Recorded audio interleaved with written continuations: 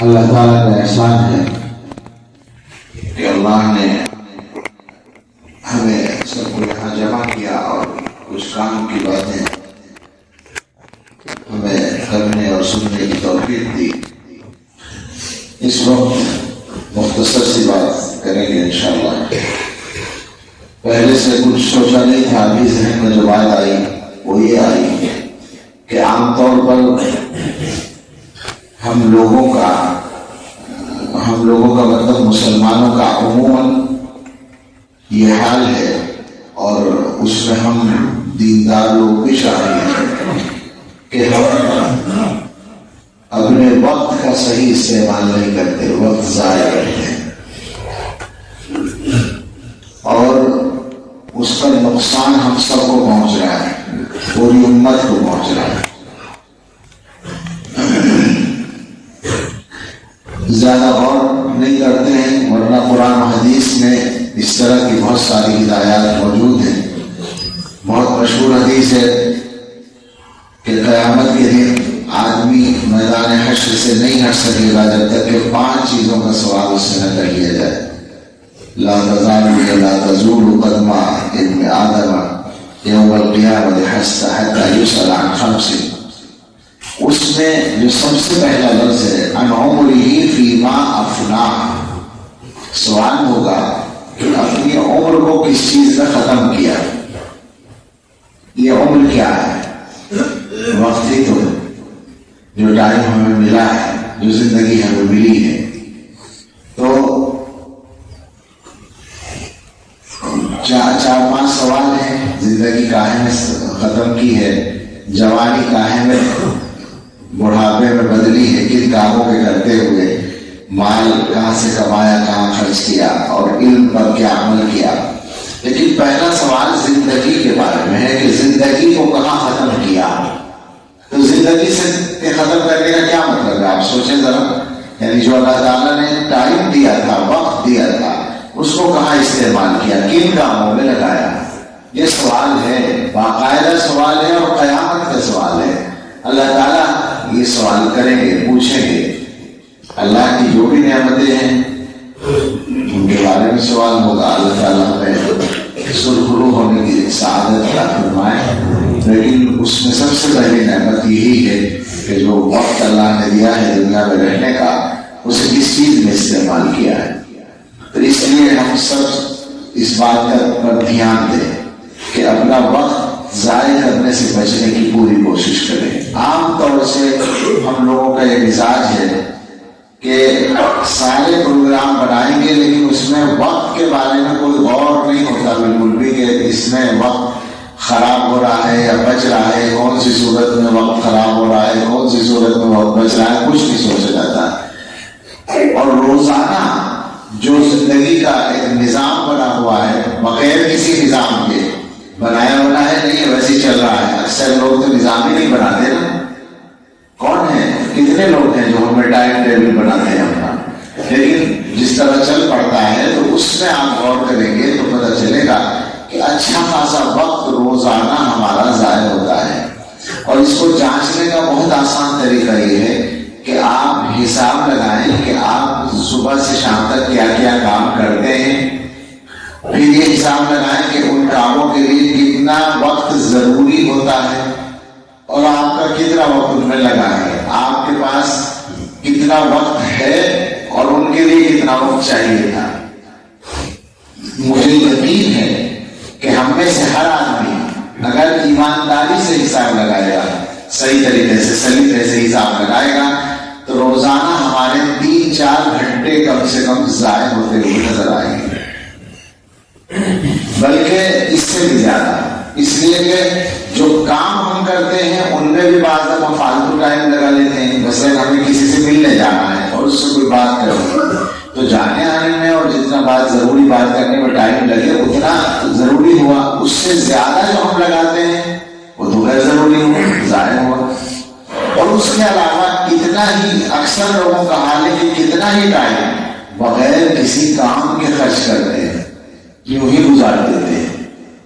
جوانوں میں یہ عادت بہت ہے، بہت سے لوگ ملتے ہیں، کیا کر رہے ہیں بھائی، کہ جی وہ پڑھائی تو ہو گئی تھی ابھی کچھ نہیں کر رہے۔ بھائی کیوں نہیں کر ہمیں ابھی کوئی نوکری نہیں ملی, کوئی ملازمت نہیں ملی. جب تک ملازمت نہیں ملی تب تک بھی تو آپ کو کچھ کرنا چاہیے. ایک منٹ بھی آپ کے پاس بیکار نہیں ہے. مدرسوں میں پڑھنے والے طلبا ہیں, مدرسے کے نظام کے مطابق پڑھتے بھی ہیں, لیکن اس کے علاوہ اچھا خاصا وقت ان کا ضائع ہوتا ہے. حساب لگائیں گے تو پتہ چلے گا, کیونکہ ہم لوگ وقت کے معاملے میں بے حس ہیں, بے شعور ہیں. معاف کریں, میں جان بوجھ کے سخت لفظ بول رہا ہوں. احساس ہی نہیں ہے کہ وقت ضائع ہو رہا ہے. لوگ ہیں اپنے گھروں میں رہنے والے, روزگار کے لیے محنت کرنے والے, وہ یہ سوچتے ہیں کہ صبح سے شام تک ہم نے روزگار کے لیے محنت کی ہے, اب جو ہے 4-5 گھنٹے ہوٹل میں بیٹھ کر یا بیٹھک میں بیٹھ کر یا کسی دوست کے گھر بیٹھ کر ضائع کرنا ہمارا حق ہے یا شاید فرض ہے. ایسا کرتے ہیں لوگ, روزانہ کئی گھنٹے بیٹھے رہتے ہیں دوست احباب. اچھا پھر یہ کہ ایسی جگہ بیٹھ کر تو خالی وقت ضائع ہونے کا مسئلہ نہیں ہے, بلکہ وہاں بیٹھ کر جو باتیں ہوتی ہیں تو گناہوں میں اضافہ ہوتا ہے, اعمال نامہ گناہوں سے بھرتا ہے. تو دو باتیں ایک ساتھ سمجھنے کی ہیں. ایک تو یہ کہ وقت کو بغیر کسی کام کے نہیں گزارنا ہے, اور دوسرے وقت جو کام ہے وہ صحیح کام ہو, وہ بامقصد ہو, وہ ضرورت کا کام ہو, وہ گناہ کا کام نہ ہو, وہ برائی کا کام نہ ہو, بے ضرورت نہ ہو. آپ کو آرام کی ضرورت ہے, آپ آرام کر لیں. سونے کی ضرورت ہے, ضرور سو جائیں, کوئی پابندی نہیں. لیکن جاگ رہے ہیں آپ, سونے کی ضرورت بھی نہیں ہے, کام بھی کچھ نہیں کر رہے ہیں, اس کا کوئی مطلب نہیں ہے. اللہ تعالیٰ نے انسان کو جو نعمت دی ہے وقت کی, وہ بہت ہی زیادہ قیمتی ہے. آپ نے ایک جملہ سنا ہوگا کہ وقت سونے سے زیادہ قیمتی ہے, لیکن ہم نے اپنے بڑوں سے سنا ہے کہ یہ مثال ویسے ہی دے دی گئی سمجھانے کے لیے, ورنہ سونے سے مقابلہ کرنا ہی غلط ہے. کیونکہ سونے کی جو قیمت ہے, وقت کی کوئی قیمت نہیں, تو مقابلہ کیسے ہوگا؟ یعنی ایک آدمی کے پاس فرض کریں کہ بہت سارا سونا تھا, 1 کلو سونا تھا, کسی کے پاس چوری ہو گیا. تو 1 کلو سونا کتنے کا ہوتا ہے؟ پتہ نہیں کتنے کا ہوتا ہے. ایسے 50 لاکھ کا مان لیں, 50,000 روپے تولا کرو تو 50 لاکھ کا ہو جائے گا. تو 50 لاکھ روپے ہو سکتا ہے اللہ تعالیٰ اسے دے دے اور وہ سونا 1 کلو پھر خرید لے. 1 کلو سونا ضائع ہو گیا, پھر مل سکتا ہے. ایک آدمی کے پاس 5 منٹ تھے, وہ 5 منٹ خراب ہو گئے, ضائع ہو گئے, تو کسی بھی قیمت سے دوبارہ مل جائیں گے؟ نہیں ملیں گے. اس کا مطلب یہ ہوا کہ وقت کی قیمت کا سونے سے مقابلہ کرنا ہی غلط ہے. وہ تو سمجھانے کے لیے, عام آدمی کو سمجھانے کے لیے کہہ دیتے ہیں, ورنہ حقیقت میں کوئی مقابلہ نہیں ہے. اس لیے کہ جو چیز جانے کے بعد واپس نہ ملے اس کا کیا مقابلہ کسی سے؟ تو آپ غور کریں کہ جو وقت جا رہا ہے وہ چلا گیا. آپ یہ سوچتے ہیں کہ یہ کام ہم کل کو کر لیں گے, کل کے لیے اور کام ہے. جو آج کا کام تھا وہ آج کرنا تھا, نہیں کیا تو آپ پیچھے رہ گئے. یہ بھی سمجھ لیں, ہمارے طلبا خاص طور سے اور علماء سمجھیں اس کو کہ مثال کے طور پر آج آپ کو ایک چیز پڑھنی تھی, آج نہیں پڑھی, آپ نے سوچا کل کو پڑھ لیں گے, بالکل پڑھ لیں گے آپ, لیکن کل جو پڑھنا تھا وہ کہاں گیا؟ اس کا نقصان پتا ہے آپ کو کیا ہوا؟ آپ پیچھے رہ گئے. یعنی یوں سمجھ لیں ذرا اور آسان کر کے کہ مثال کے طور پر کسی آدمی سمجھ لیں کہ آپ کی زندگی میں 1000 دن ہیں یا 1,00,000 دن کہہ لو, اگر 1000 کام لگ رہے ہو کسی 1,00,000 ہوتے نہیں, لیکن میں نے کہہ دیا مان لیجیے 1,00,000 دن ہیں. 1,00,000 دنوں میں جو آپ کو حاصل کرنا تھا اس میں سے 1 دن کم ہو گیا اگر آپ نے اس دن کو ضائع کر دیا, اب وہ نہیں ملے گا دوبارہ, تو اتنا پیچھے ہو گئے آپ. اگر آپ نے مہینہ ضائع کر دیا تو اتنا پیچھے ہو گئے. کس سے پیچھے ہو گئے؟ ان لوگوں سے جنہوں نے وقت کو کام میں لگایا. کسی نے لکھا تھا کہ اگر کوئی آدمی روزانہ 24 گھنٹے ہوتے ہیں, ہر گھنٹے کے 5 منٹ خراب کرتا ہے. طلبا غور سے سنیں, اگر کوئی آدمی روزانہ ہر گھنٹے کے 5 منٹ ضائع کرتا ہے تو سال میں 1 مہینہ بنتا ہے, صرف 5 منٹ ضائع کرنے سے. حساب لگا لیں آپ, اگر روزانہ ہر گھنٹے کے 5 منٹ ضائع ہوں گے تو 24 گھنٹے میں کتنے گھنٹے بن جائیں گے؟ 2 گھنٹے. روزانہ 2 گھنٹے, مہینے میں 60 گھنٹے, اور 60 گھنٹے کو 60 کو 12 سے ضرب دو تو 720 گھنٹے، اور 720 گھنٹے کا 1 مہینہ ہوتا ہے. تو 5 منٹ ضائع کرنے سے 1 مہینہ جاتا ہے سال کا. اور ہم لوگ کتنا ضائع کرتے ہیں؟ ہر گھنٹے کے 5 ہی منٹ کرتے ہیں کیا؟ اگر کوئی آدمی ہر گھنٹے کے 10 منٹ ضائع کرے تو 2 مہینے ہو گئے، اور 15 منٹ ضائع کرے تو 3 مہینے ہو گئے. اگر کوئی آپ سے یوں کہے کہ آپ نے 3 مہینے سال میں ایسے گزارے جس میں کوئی کام نہیں کیا، کوئی ہی کام نہیں کیا، تو آپ کو یقین آئے گا؟ آپ کہیں نہیں ایسا تو نہیں، ہم کوئی معطل ہو گئے تو نہیں بیٹھے، ہم تو کام کرتے ہیں مستقل. کام ہے 3 مہینے ایسے گزارے لیکن ہر سال گزار رہے. ہم میں سے بہت سے لوگ 1 مہینہ، بہت سے لوگ 2 مہینے، بہت سے لوگ 3 مہینے، بہت سے لوگ 4 مہینے گزارے. ایسے گزارے کوئی کام نہیں. تو یہ جو ہم پیچھے رہ رہے ہیں، یہ پیچھے رہنا بے وجہ تھوڑی ہے. ہم کام نہیں کرتے اس لیے پیچھے رہتے ہیں. تو اس لیے سب سے کہنا ہے، چاہے وہ علماء ہو، طلباء ہو یا دوسرے لوگ ہوں، وقت کو کام میں لگائیے. وقت بیکار نہیں ہے آپ کے پاس. جو بڑے لوگ ہیں، اولاد والے لوگ ہیں، کھانے کمانے والے لوگ ہیں، وہ اپنی ڈیوٹی کے بعد، اس کی جو ڈیوٹی ہے وہ جانے. کھیتی کرنے کی ڈیوٹی ہے، چلے کھیت سے گھر آ گئے. اب گھر آنے کے بعد، تھکن اتارنے کے بعد، کھانے پینے کے بعد جو آپ کے پاس وقت ہے اسے یار دوستوں میں بیٹھ کے مت خراب کیجیے. اسے بھی ارادہ کر کے کام میں لگائیے. کام آپ کے پاس بہت ہے کرنے کے لیے. آپ اپنے گھر والوں کو دیکھیے، گھر کے بچوں میں کوئی اگر غلط راستے پہ جا رہا ہے اسے بیٹھ کے سمجھائیے. کسی کو پڑھنے کی ضرورت ہے، آپ پڑھانا جانتے ہیں پڑھائیے. آپ نہیں پڑھانا جانتے تو پڑھانے کا انتظام کیجیے. گھر والوں کی نگرانی کیجیے. نمازوں کی کوشش کیجیے کہ سب لوگ نماز پڑھیں، کسی کی نماز نہ قضا ہو. کسی کو نماز نہیں آتی اسے نماز سکھانے کی کوشش کیجیے. آپ کے بچوں میں سے کوئی روزگار سے پریشان ہے اس کے لیے کوشش کیجیے، فکر کیجیے. مطلب یہ ہے کام بہت ہے، ہم لوگ کرتے نہیں ہیں، پھر پیچھے رہ جاتے ہیں. اچھا اگر آپ نے سب کام کر لیے ہیں تو کچھ پیسے کمانے کے لیے محنت کیجیے. کون منع کرتا ہے؟ آپ دن میں کام کرتے ہیں، آپ کے پاس شام کو بھی ٹائم ہے تو تھوڑا سا کام اس وقت بھی کر لیجیے، کچھ پیسے بن جائیں گے. کس نے منع کیا پیسے کمانے کے لیے؟ حلال پیسہ کمانے کے لیے محنت کیجیے اور کوشش کیجیے کہ کما سکیں، اور اس کو صحیح جگہ پر خرچ کرنے کے لیے رکھیے. تو وقت جو ہے اس کا استعمال ہر آدمی، طلباء اور علماء کے لیے تو بہترین کام ہے. مطالعہ کیجیے، کتابیں پڑھیے، روزانہ پڑھیے. جو لوگ امامت کرتے ہیں عام طور پر ان کے پاس بہت وقت ہوتا ہے، اور کہا جاتا ہے وہ وقت، یعنی جو پڑھاتے نہیں خالی امامت کرتے ہیں. تو دیکھا ہے نا آپ نے کیا کرتے ہیں؟ بس ویسے ہی گزار دیتے ہیں سارا وقت. ان کو چاہیے وہ پڑھائیں، پڑھانے کا موقع نہ ملے تو پڑھیں، اور بہت کچھ پڑھ سکتے ہیں. اگر آپ مثال کے طور پر عالم ہیں تو کچھ اور پڑھ لیں، انگریزی پڑھ لیں، کمپیوٹر سیکھ لیں. آپ عالم نہیں ہیں تو عربی پڑھ لیں. عربی تعلیم بھی آج کل بہت آسان ہو گئی.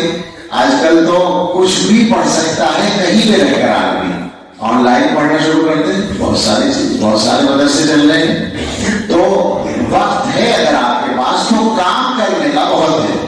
اور آپ مدرسے میں پڑھاتے ہیں تو پڑھانے کے لیے جو مطالعہ ہے وہ تو کرنا ہی، اس کے علاوہ پڑھیے. اگر آپ کو وقت مل رہا ہے، آپ پڑھتے ہیں، سبق کی تیاری کے بعد اگر آپ کو وقت مل رہا ہے تو اس میں پڑھیے، مطالعہ کیجیے. علماء اور دینی لوگوں کے پاس تو کام کرنے کے لیے بہترین کام ہے کہ پڑھنا ہے، مطالعہ کرنا ہے، آگے بڑھنا ہے. جو جس طرح سے اپنے وقت کو کام میں لگا سکیں اس طرح کام میں لگانے کی کوشش کریں. اور جو معمولات ہیں ان میں وقت لگائیے. بہت اچھا ہے. ہم جو معمولات بتاتے ہیں ہمارے سلسلے کے معمولات میں سے کوئی بھی ایسا نہیں ہے جس کو زیادہ نہ کرنے کے سے کوئی فائدہ، زیادہ کرنے سے فائدہ نہ ہو، یا زیادہ نہ کرنے کو کہا جائے کہ آپ اس سے زیادہ کرو گے تو مناسب نہیں ہوگا. بالکل نہیں. استغفار ہے، 100 دفعہ بتایا گیا آپ 1000 دفعہ کر لیں، زیادہ سے زیادہ رحمت آئے گی. درود شریف 100 دفعہ بتایا گیا آپ 1000 دفعہ پڑھ لیں، کتنی رحمتیں بھر جائیں گی آپ کے گھر میں. تلاوت قرآن ہے، ایک پارے کو کہا ہے حافظوں سے وہ روزانہ ایک منزل پڑھ لیں، 10 پارے پڑھ لیں. کس نے منع کیا ہے؟ کوئی نقصان نہیں ہوگا، فائدہ ہی فائدہ ہوگا، کوئی پریشانی نہیں ہوگی. مراقبہ ہے جتنا زیادہ کر لیں. کہ ہم لوگ جو آدھا گھنٹہ پون گھنٹے کی بات کرتے ہیں تو ہم بھی چونکہ اتفاق سے کم ہمت واقع ہوئے ہیں اس لیے ایسی بات کرتے ہیں، ورنہ بڑوں کی باتیں تو بہت بڑی ہیں. ہمارے حضرت کے متعلقین میں اس ملک کے اندر بھی ایسے لوگ موجود ہیں جو روزانہ 6-6 7-7 8-8 گھنٹے مراقبہ کرتے ہیں سارے کاموں کے ساتھ. بہت سارے کام بھی کرتے ہیں اور یہ بھی کرتے ہیں. اور اتنا تو میں کل ہی میسج سن رہا تھا گاڑی میں، مجھ سے تعلق ہے ایک صاحب کا، وہ کہہ رہے تھے کہ حضرت مراقبہ بہت زیادہ نہیں ہو رہا، صرف 2 گھنٹے ہو پا رہا ہے. اور وہ افسوس کر رہے تھے کہ مجھے یہ کم لگتا ہے 2 گھنٹے. اور سلائی کا کام کرتے ہیں، ایسے نہیں کہ وہی ویسے ہی بیٹھے رہتے ہیں، محنت کا کام کرتے ہیں. اور وہی کہہ رہے تھے کہ 2 گھنٹے صرف 2 گھنٹے ہو پا رہا ہے. تو اس لیے جتنا زیادہ کر لیں آپ کا فائدہ ہے. تو مطلب یہ کہ یہ سب کام بھی کریں اور اپنے آپ کو بڑھانے کی کوشش کریں، اپنا وقت صحیح طور پر استعمال کرنے کی کوشش کریں، وقت ضائع کرنے والے نہ بنیں. جتنا زیادہ آپ اپنے وقت کو کام میں لگا لیں گے اتنا فائدہ ہوگا. اللہ کے یہاں جواب دینا آسان ہوگا. اصل تو مقصد ہے اللہ تعالیٰ کے یہاں سرخرو ہوگا کہ اللہ تعالیٰ کوئی پوچھے جواب ہم سے سوال پوچھے تو ہم جواب دے سکیں. جو اگر ہم سے پوچھا جائے کہ اپنی زندگی کو کس کام میں لگایا تھا تو ہم بتا سکیں کہ اللہ اچھے کاموں میں لگایا تھا، بامقصد کاموں میں لگایا تھا، بیکار ضائع نہیں کیا تھا، وقت کو خراب نہیں کیا تھا. طلبا کے لیے ایک بات سنا دوں، یاد آ گئی اتفاق سے. یہ علامہ شبلی روحانی جو گزرے ہیں انہوں نے ایک سفر کیا تھا مصر وغیرہ کا، شام کا، دوسرے علاقوں کا. تو اس زمانے میں پانی کے جہاز سے سفر ہوتا تھا. اسی پانی کے جہاز میں ایک انگریز پروفیسر بھی تھے جو علی گڑھ میں رہتے تھے اور شبلی صاحب سے ان کا تعلق بھی تھا. شاید علامہ شبلی نے ان سے کچھ پڑھا تھا اور انہوں نے بھی ان سے کچھ پڑھا تھا. تو جہاز سمندر میں چل رہا تھا، اچانک خطرے کی گھنٹی بجی. پتہ ہی چلا کہ جہاز بھنور میں آ گیا ہے. تو سب لوگ گھبرا گئے، جہاز بھی ہلنے لگا اور گھبراہٹ ٹاری ہو گئی. کوئی ادھر دوڑ رہا ہے، کوئی ادھر بھاگ رہا ہے، لوگ ہنگامہ کر رہے ہیں، شور مچا رہے ہیں. تو علامہ شبلی یہ کہتے ہیں کہ مجھے خیال ہوا کہ دیکھنا چاہیے پروفیسر صاحب کیا کر رہے ہیں. وہاں جا کے دیکھا تو وہ کتاب پڑھ رہے ہیں. جان خطرے میں ہے، جہاز خطرے میں ہے اور وہ کتاب پڑھ رہے ہیں. تو انہوں نے کہا کہ یہ پڑھنے کا کون سا وقت ہے؟ کہنے لگے کیوں؟ اگر زندگی ختم ہونے جا رہی ہے تو جتنی بچی ہے اسے پڑھنے میں کیوں نہ لگا لیں؟ آپ سمجھ رہے ہیں؟ یعنی وہ آدمی جس سے اس کام سے آخرت کا کوئی فائدہ متوقع نہیں ہے وہ یہ کام کر رہا ہے. ہمارا معاملہ تو یہ ہے کہ ہم جو کچھ کریں آخرت میں ثواب کی امید رکھتے ہیں. ہم چاہے عبادتیں کریں، چاہے روز پڑھنے لکھنے کا کام کریں، یہاں تک کہ ہم روزی روٹی کے لیے محنت کریں تو اس میں بھی ہمیں اپنے اللہ سے آخرت میں ثواب کی امید ہے. اگر ہماری نیت صحیح ہے تو ہمارے لیے وقت ضائع کرنے کی کوئی گنجائش نہیں ہے. اس لیے آپ سب سے مجھے کہنا ہے کہ اپنے وقت کو کام میں لگائیے اور اپنی کمائی کو ٹھیک کر کے اس کو بچا کر صحیح جگہ پر خرچ کرنے کی عادت ڈالیے. حرام سے پوری طرح بچیے. جو بھی لوگ کاروبار کرنے والے ہیں ہر قسم کے حرام سے اپنے آپ کو بچا لیجیے. انشاءاللہ پہلے سے زیادہ برکتیں مل جائیں گی. اللہ تعالیٰ سے طے کر لیجیے کہ اللہ ہمیں حلال چاہیے، حرام نہیں چاہیے. اللہ کی طرف سے جو مقرر ہے وہ ضرور ملے گا اور حلال ملے گا اور اس میں برکت بھی ہوگی. اور سب سے بڑی برکت یہ ہوگی کہ اولاد اچھی ہوگی. اگر اولاد کے پیٹ میں اچھا کھانا نہیں پہنچائیں گے تو اولاد کی تربیت کرنا بہت مشکل ہے. اولاد کو صحیح کرنے کا راستہ ہی ہے کہ آپ حلال کھلائیے. تو بات تو اصل وقت کی کر رہا تھا، لیکن یہ بات اس لیے ذہن میں آئی کہ کمائی کے لیے بھی وقت لگانا پڑتا ہے اور ہم لوگ اس میں بھی کوتاہی کرتے ہیں. حلال پیسہ کمانے کے لیے اپنا وقت لگائیے، اس میں بھی عبادت کا ثواب ملے گا اور اس کا پھر فائدہ بھی ہوگا جب آپ حلال طریقے سے کمائیں گے. اللہ تعالیٰ ہم سب کو صحیح سمجھ عطا فرمائے، صحیح شعور عطا فرمائے، صحیح